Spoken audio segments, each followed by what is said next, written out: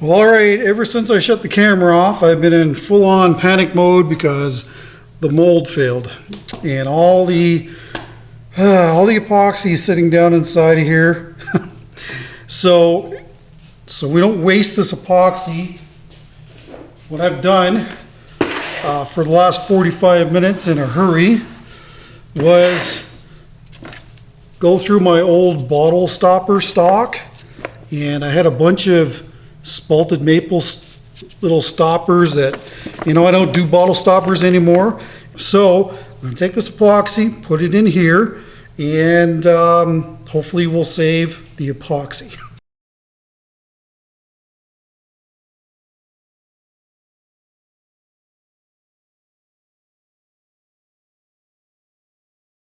Anyway, this will go into the pressure pot,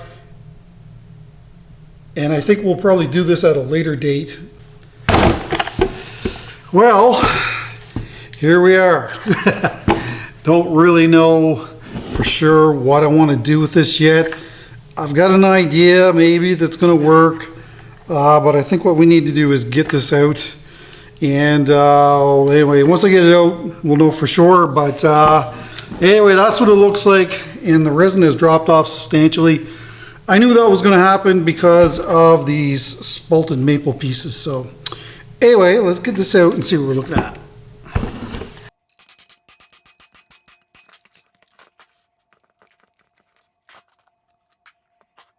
Yeah, it's quite a drop in resin.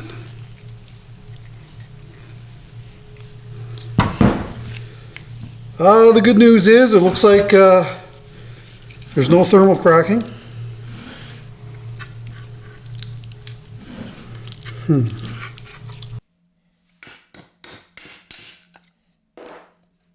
Alright, so my plan to save this casting is to essentially cut it up into pieces and pull it apart. We'll use the belt sander to clean up the edges. And then I'm going to use Designer Epoxy's Diamond Gold with some deep cast. And I think that it's going to give us a very cool look. And then that way we will be able to incorporate this wood on the very top of this.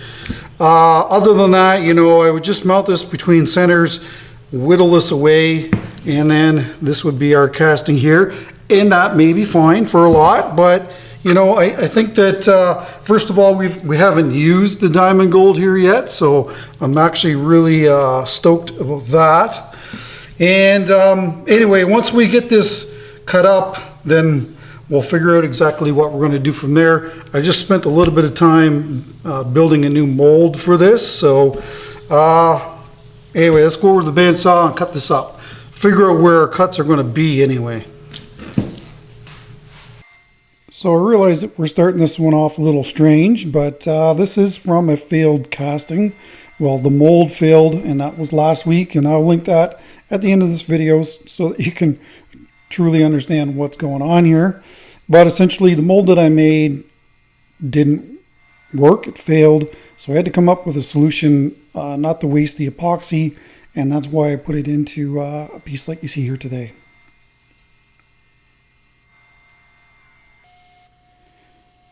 Now I wanted to clean up all those rough edges from the saw blade. The blade that's on my bandsaw is 3 teeth per inch, and it's very aggressive. It's a roughing out blade. I typically don't run anything else on my bandsaw as I don't really see the need for it. But I wanted to make sure to clean up all of those edges so that in the final piece you didn't see any roughness that would be associated with the bandsaw blade. I'd also like to thank you for stopping in to watch this week's video. If you're not aware of it, I do upload every Friday at 9 a.m. Eastern, and I turn my videos into premieres so that we can use the live chat function and discuss what's happening on the lathe at that time. So if you got some time to kill, we'd love to have you there. Alright, so here's my bucket that I made. Just took a silicone, real big bead of it, and then stapled it all the way around with an air stapler, and then used the tuck tape. So hopefully we're not going to have any issues. And of course that's white melamine. Let's get these in here and see what kind of spacing we need to work on.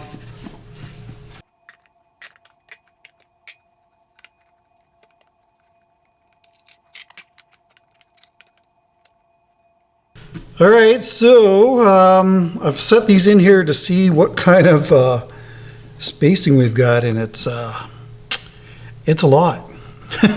So we're gonna end up using more resin than I thought we would, but anyway, I think it's still gonna look cool. So what we're gonna do is glue these pieces in place.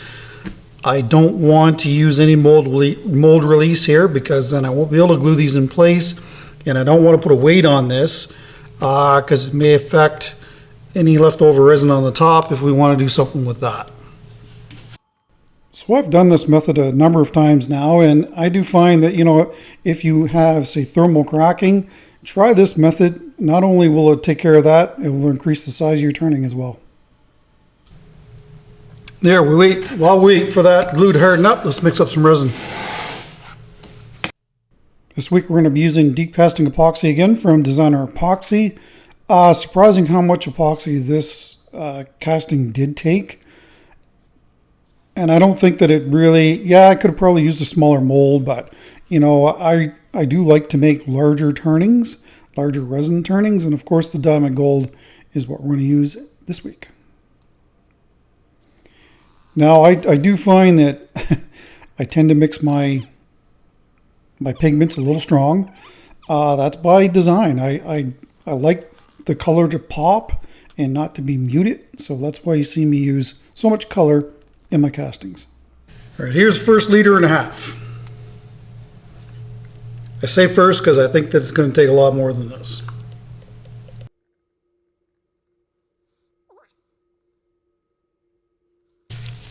Bring it back when I got the next one done.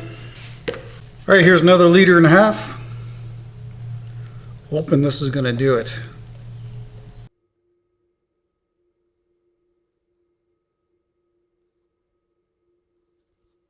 All right, here's the last 3/4 liter. I must say, I do like that really bright gold. All right, this will go into my pressure pot for 72 hours, and then we'll be able to get this on the lathe. We'll see you then. Oh, that's heavy. Good morning. Well, it's almost noon. It's on the weekend here, so I thought I would get this out and start working on this piece. Pretty much the perfect amount of resin. My intention was to put tuck tape on the bottom of this, and I forgot. So I don't know what this is going to be like to get out, but let's find out.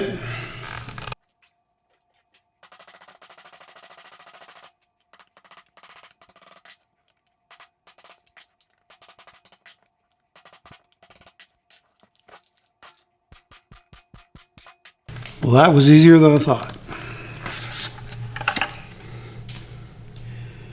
I think that's going to look really cool.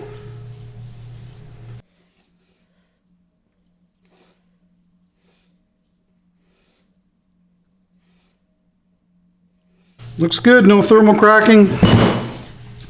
Let's get some centers and get this on the lathe.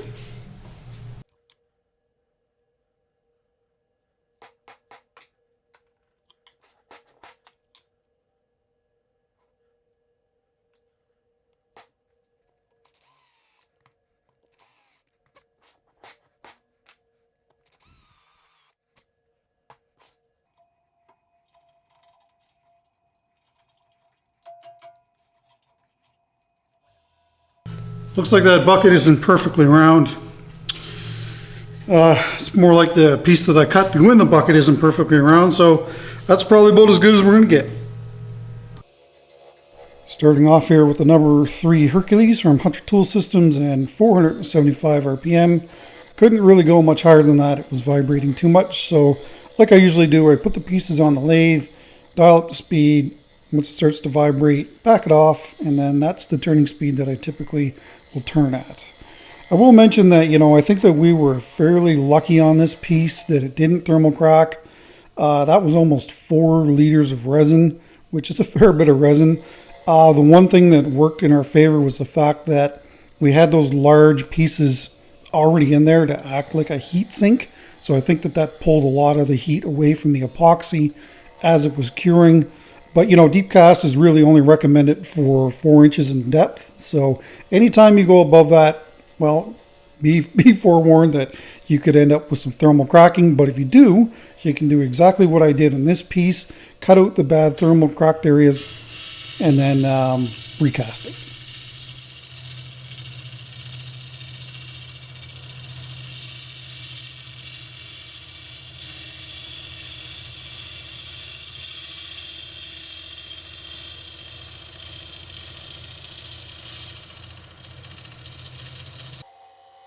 I've managed to put a few of these real-time clips in this week. I think a lot of people are really shocked at actually how slow the turning process is when you're working with epoxy. And I don't think it matters if you're using a gouge or you're using the Hercules here from Hunter Tools. You've got to go slow with this stuff. You really can't push it. If you try to push it, what happens is you end up with a lot of chip out and possibly tear out in the wood. So, you know, slow and steady wins the race, just like a turtle.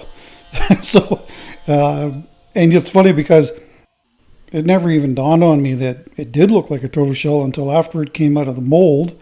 And I sent, you know, in my membership, I try to give them extra content. So I sent them some photos. And of course, there was lots of, oh, it's a turtle shell. It's a turtle shell.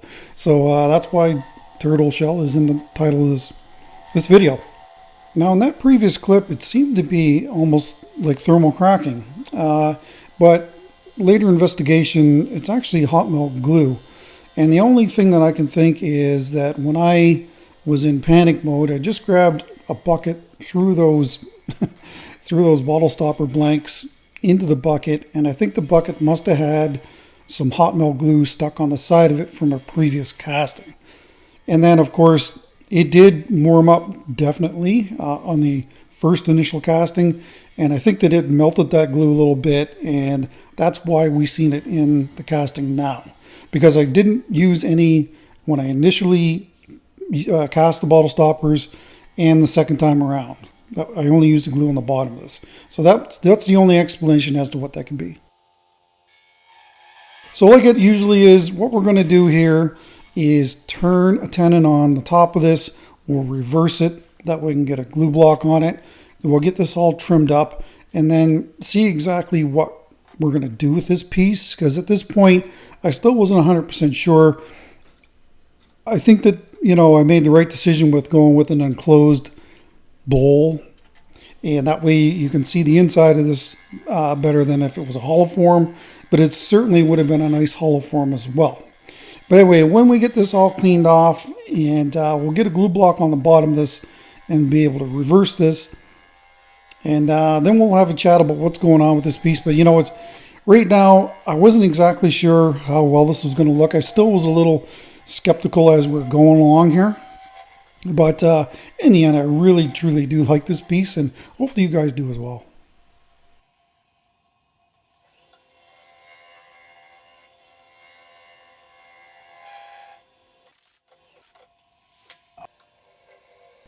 I will mention that, you know, the tenon that's currently being held in the chuck isn't really that robust. It's not very deep. I didn't really want to take away too much from the size. I guess I probably could have gone deeper because that area is going to be turned away anyway. But, you know, I still at this stage wasn't 100% sure that this wasn't going to be some sort of a hollow form. So I just didn't want to take too much from the top. That is a piece of white birch that's been dipped in hot melt glue. And the hot melt glue that I'm using is a high temperature hot melt glue. That's important if you're going to use this method. And along with that, I did buy some dovetail jaws from One Way. So we're going to use that on this project. I had great success with it last week. Didn't have anything come off the lathe, which is always a bonus. But I was quite content with the profile jaws that come with the Stronghold chucks, and I didn't really see the need to go and get other different chucks. Well, I have different chuck jaws, but I do have three. Well, I have 6 sets now, different sizes. So that certainly seems to hold these pieces better. Certainly a lot harder to rip something out of the jaws. There's the dovetail jaws right there. And as you can see, it's a dovetail. So as long as you've got good clamping pressure on that, it really should have a very hard time coming off the lathe.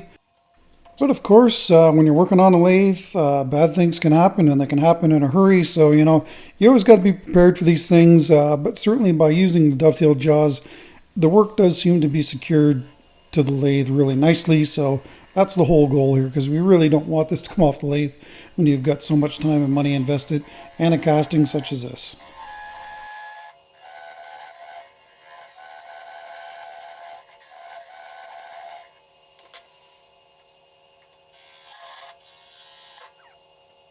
All right, decision time.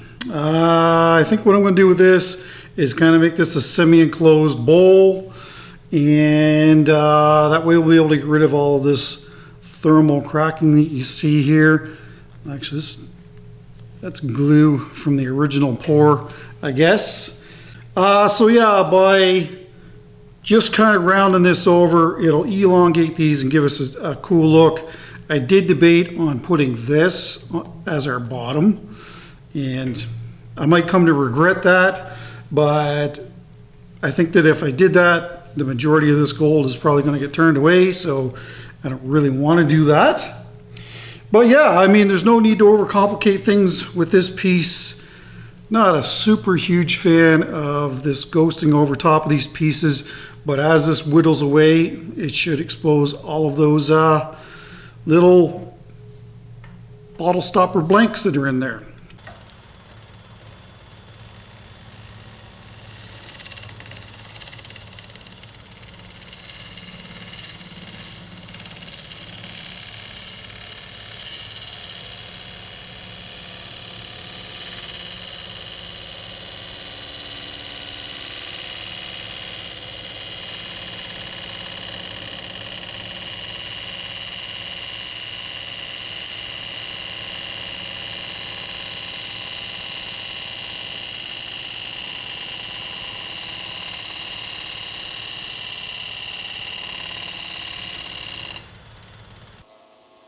Now apparently we have a big fan of the channel, and her name is Sharon Wright.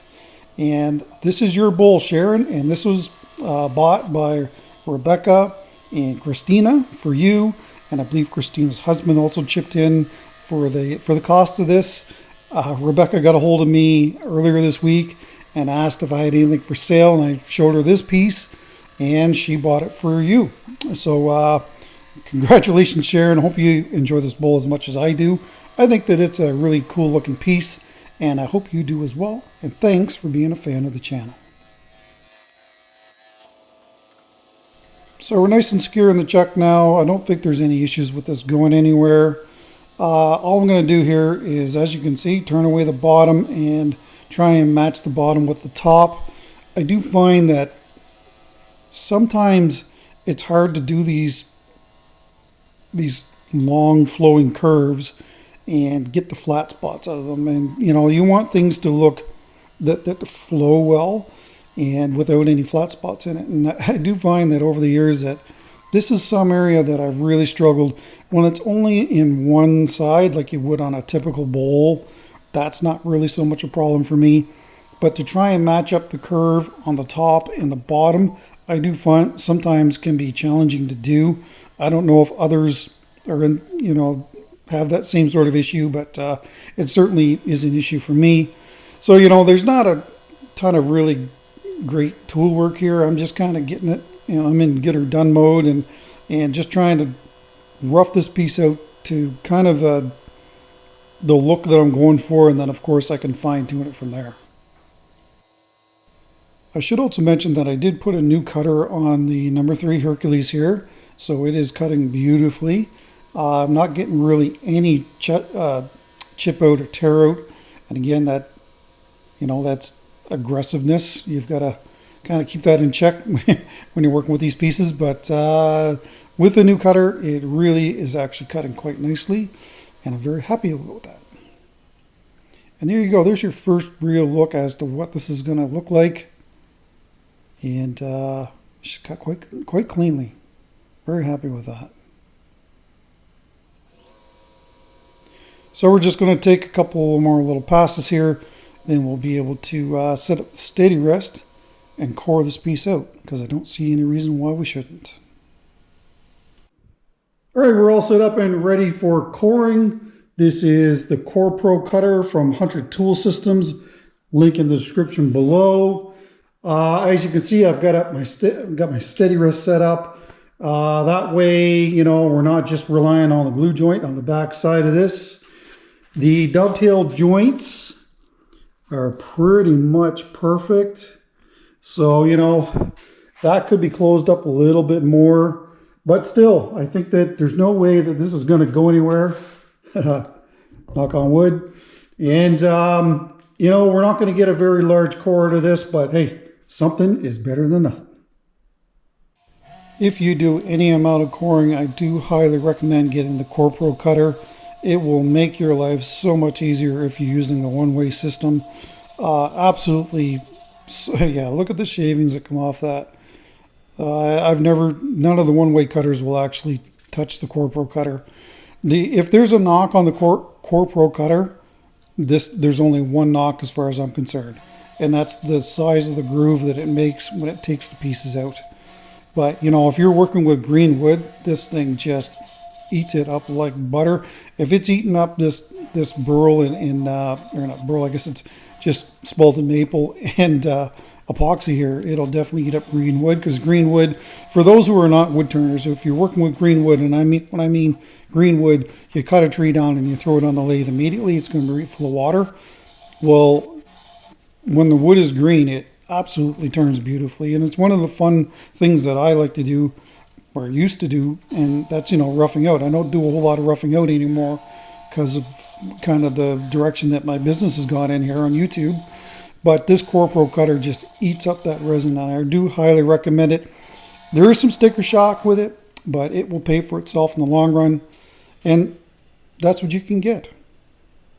There's not a whole lot of value there. There's probably $80 to $100 in finished product, so why send that to shavings when you can make a little bit of money from it?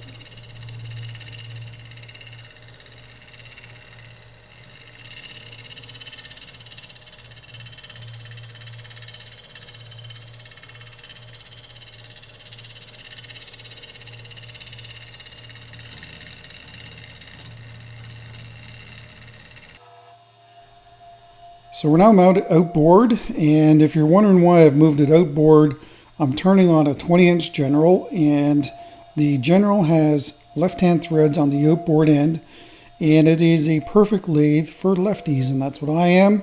And it's just a lot more comfortable for me to work on the outboard end than it is to work over the lathe bed. So, you know, even if I buy a new lathe in the future, well, I will be buying a new lathe in the future, I will still keep this lathe to do all of my finish turning on.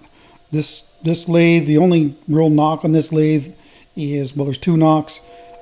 The tailstock is terrible on it. Absolutely hate this tailstock. And along with that, I'd like to have something that's 24 inches and that I can turn 24 inches in diameter on the bed of the lathe.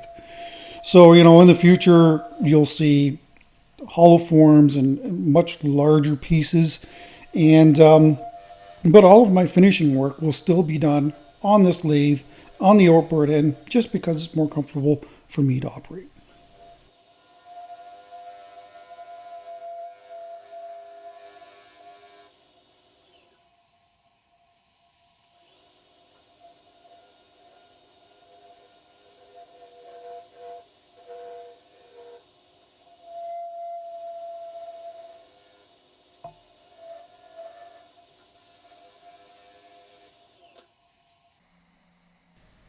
So yeah, there's another cool look. At this point, I wanted to put maybe a little bead at the top, so we'll revisit this here in a little bit. But first I wanted to hog out the majority of this bowl, and then we could go back to that.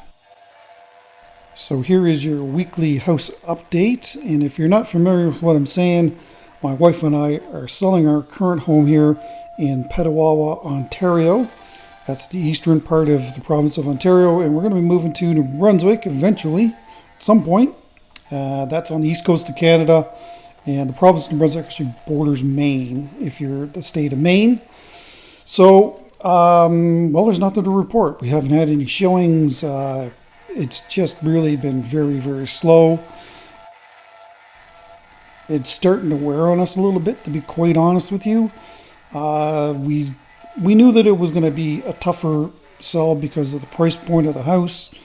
But, you know, it's a bit frustrating to drive around the community and see sold, sold, sold, sold everywhere, except for on your house. And you're just kind of like, well, I don't understand why this house hasn't sold. So it's definitely starting to wear on us. I think maybe a little more than my wife than me. But anyway, we've got a beautiful home, and my workshop is a beautiful workshop. Lots of land here too, and it's just the right buyer will come along. I think we just we have to be patient for that to happen. I know that the interest rates that are here in the economy in Canada right now is not good, so that's not helping us. But there's nothing that we can do other than wait for the right person to come along. And we are confident that the house is going to sell, but we're not exactly sure when that's going to be. And the other probably the more concerning thing to me is, if we go into the fall and the house isn't sold, then at some point we're going to have to make a decision on taking the house off of the market, because our builder is going to need to get foundations in. And of course, since we're in Canada, it depends on the winter. Sometimes you can get foundations in, a lot of times you can't. And so at some point we're going to have to say, well, we'll pull it off the market and we'll try it next year. That is our absolute last thing that we really want to do.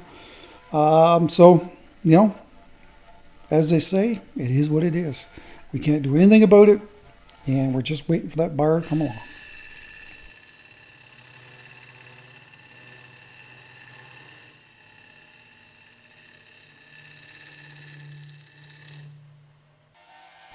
So that's the depressing news. The good news is this turning is actually going quite well. So there's always a silver lining. Just really working down in the belly of the bowl, trying to thin that out. If you've got a coring rig, if the outside profile of your bowl matches the coring rig, then when you true these pieces up, there's probably very little bit to do. But of course, if you don't like that profile that comes on the knife set for the coring rig, then of course you're going to have to whittle away a lot more material. The opening on this is probably pretty much where I want it to be. I thought maybe closing it up a little bit more than this. And here's this bead I was talking about. I'm using the number 1 Hercules here. You might see the Phoenix come in here as well. I know that I use the Phoenix on the inside of this piece. I would have definitely had a hard time with a smaller opening than what you see here as far as trying to cut up underneath the inside of this. But I was getting some tear out, and I wasn't real happy with the way that was looking. So I'm going to try shear scraping with the bowl gouge from David Ellsworth, and that certainly improves the look of that. So stuck with that so that it was easier to sand in the end. Yeah, it's not exactly the best, but it's not, that's good enough to go to sandpaper. So here is the Phoenix on the inside of this piece, trying to undercut that rim. I could not use the number 3 Hercules in here just due to the geometry of it. The cutter wouldn't cut in that position. You could maybe lay it flat and then try it, but I was worried about getting a catch.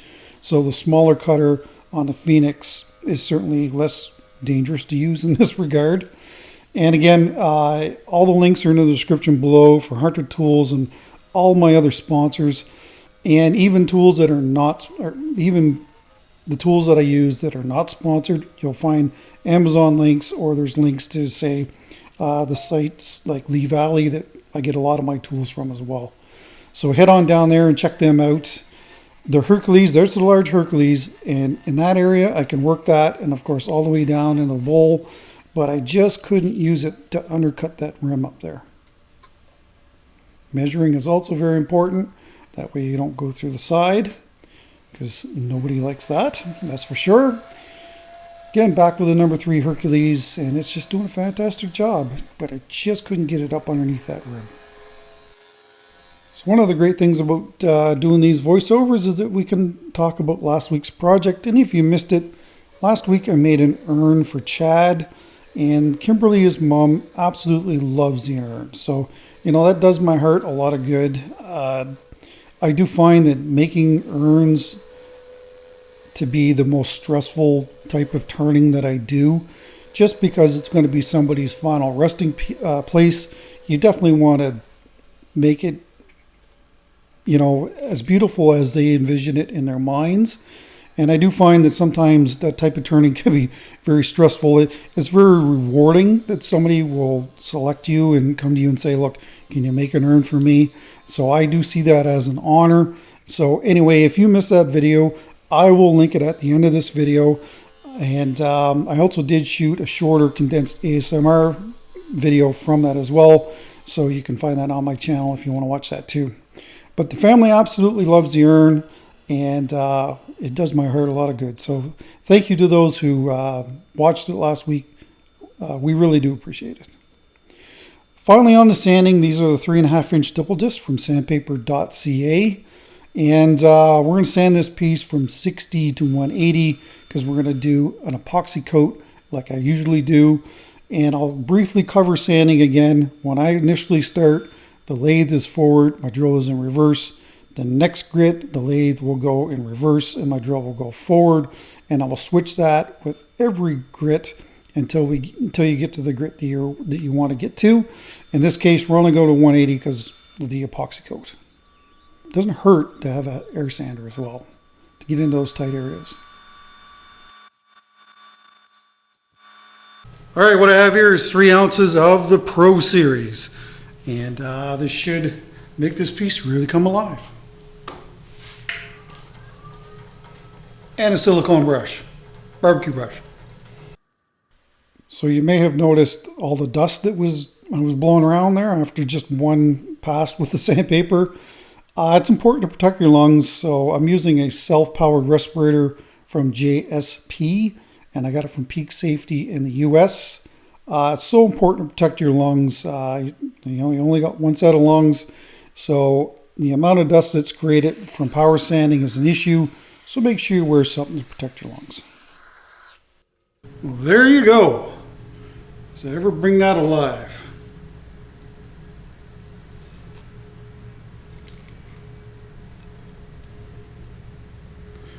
I think that that's a really good way to disguise the second pour.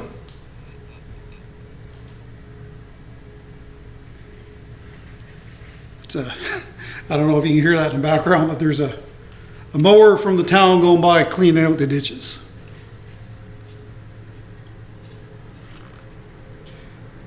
Anyway, that'll fill in all those little voids. I like it.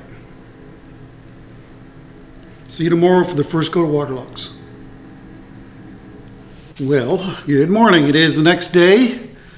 The epoxy looks like it's done its job. There is some dry spots, namely here, but I think that we're going to be good to go from here. All the holes look like they're filled in, what was left over. So what we're going to start doing, it's a little heavy inside, so I'm going to start sanding at 120 and we'll go all the way to 800. And we'll get our first coat of waterlux on. So I certainly could have started at 180, but I thought it was probably best to start at 120, drop a grit. It just was a little heavy in the base. So anyway, the one thing that I really like about these 3.5-inch double discs is that they wrap around the sanding pad. So you can sand up underneath the rim on that bowl. You don't have to really do any hand sanding per se. Anyway, once we're at 800, we're going to buff this with the brown triple E from the Beal buffing system. And after this is done, we'll be able to clean this piece up with some denatured alcohol. That way our finish has a good surface to adhere to, and we'll be able to get our first coat of waterlux on.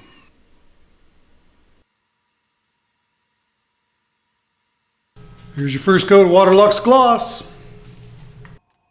Waterlux is an expensive finish, so I like to store the finish in stop loss bags.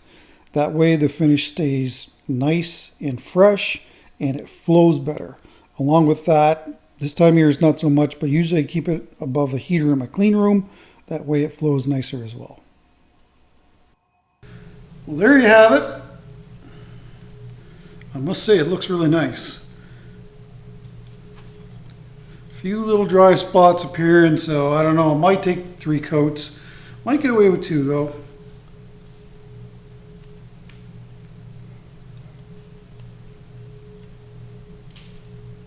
I'm actually really happy with this. I was a little unsure when I first cut it open and added the gold, but I think that was the right decision. Anyway, let me know in the comments what you think. Anyway, I'm just going to do the second and third coat if it needs it the same way. Other than that, we'll see you when we're doing the foot. So after 3 coats of finish, we are finally ready to do the bottom on this. Just centering this on my 8-inch vacuum chuck. You have to be careful when you're using these larger drums, as they can create a lot of vacuum and they can actually collapse the bottom of your bowl if you're not too careful here. In this case, there's lots of thickness here, so I wasn't too concerned about it. Clean off the majority of this with the bowl gouge and then switch back to the Hercules. As far as sanding is concerned on the bottom of this, I went from 80 all the way to 500. That's going to do it for the video. Special thanks to those who have watched the video all the way through. I really do appreciate it. And a special shout out to the membership. Thank you for supporting me. I really do appreciate it.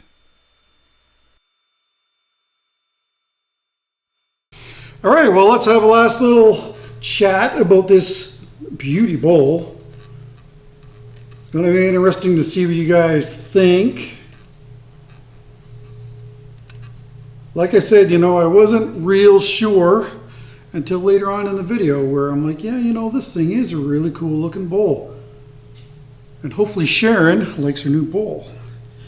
Here's the bottom. I kept the signature off of the gold areas because when you're looking through from this way, you can see it. So on the green part, it doesn't stand out as well, but it certainly is there. And as you can see, there's no finish on the bottom because it's Thursday and like normal, I'm running out of time. The size on this piece at its widest dimension is 10 inches across, and it's about 5 inches tall, and it's about 5/8 of an inch in thickness. So it's beefy, and if you've been around for a while, you know that I like these beefy, heavy turnings.